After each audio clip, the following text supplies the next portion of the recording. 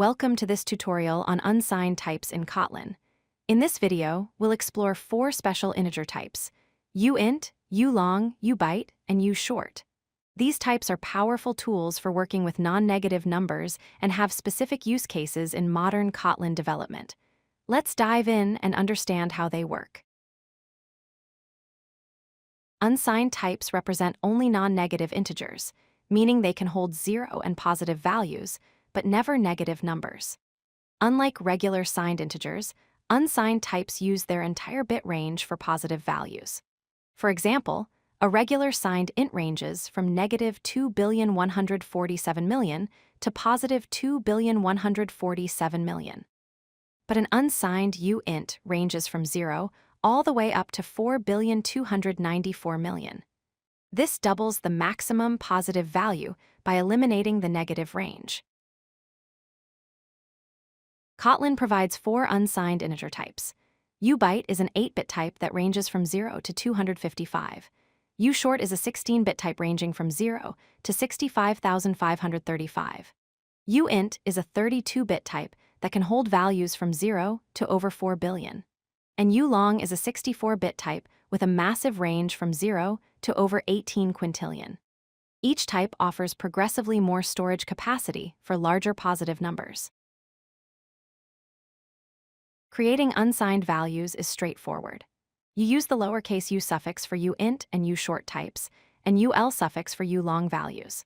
For example, declaring a UByte with value 42U, a UShort with 1000U, a UInt with 50,000U, and a ULong with 10 billion UL. The U suffix tells Kotlin to treat these literals as unsigned types. The type annotation on the left determines which specific unsigned type is used. Kotlin provides conversion functions to move between signed and unsigned types. You can convert a regular int to UInt using the toUint function. Similarly, convert ULong to long with toLong. You can also convert between different unsigned types, like converting a UInt to UByte using toUbyte. These conversion functions are explicit, ensuring you're always aware when switching between signed and unsigned representations. Unsigned types support all standard arithmetic operations, just like signed integers. You can add, subtract, multiply, divide, and find remainders.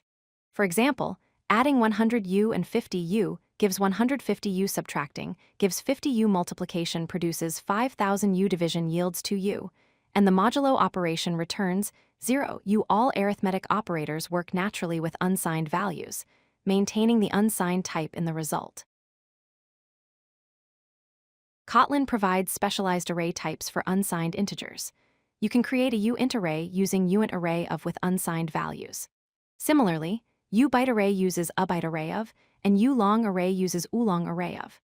These arrays work just like regular arrays with indexing and element access.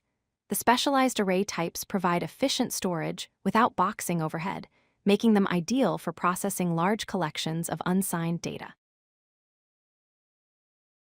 Unsigned types shine in 4 main scenarios. First, bitwise operations, where you're working with flags, masks, and binary data.